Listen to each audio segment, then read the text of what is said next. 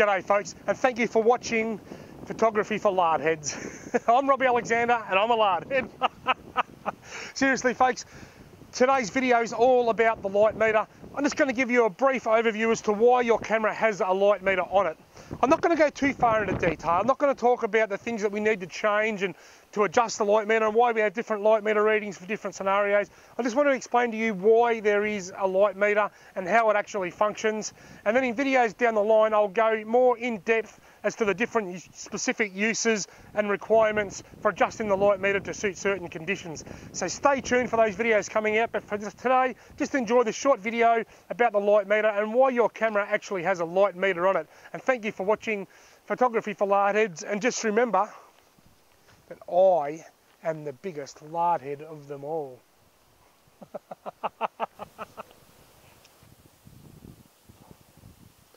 Rightio folks, what you'll see here, that is the light meter along there. And in this video, I just want to teach you how to use the light meter. The light meter is an indication of how much light is travelling through the lens and to the sensor. Now, at the moment, if I push that, you've got to push the button half in to bring it up. You can see the little dial is up on 1.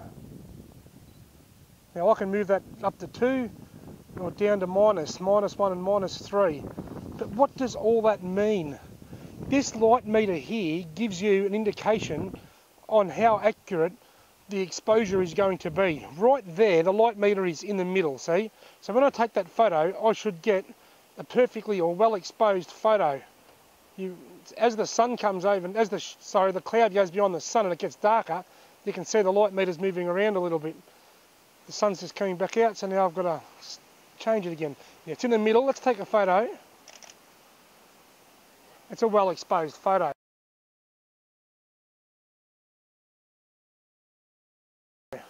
Now if I go all the way up to +3, I'll get a bright photo. That'll be overexposed. Look how bright that is.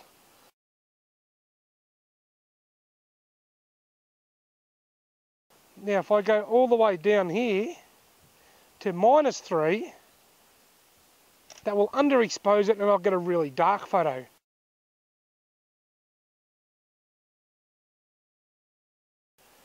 It was a really dark, I couldn't see anything.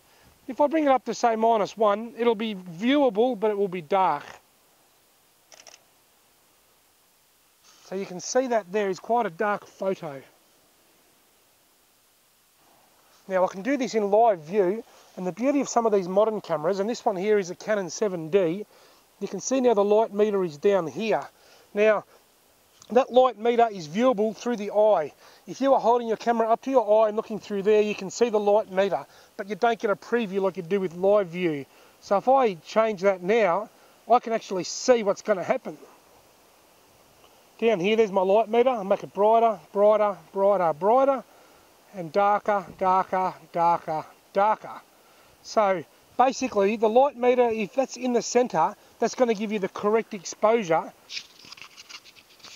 Rightio, so that's the basic operations of the light meter. Now that little needle will often disappear after a while, and if that does, you may need to just push the shutter button down halfway to bring it back up. Now I apologise for the background noise, it's very windy and a little twig just landed on the bonnet of my car that I'm leaning on here. So yeah, look at that. If I speed the shutter up to choke the light, it gets darker.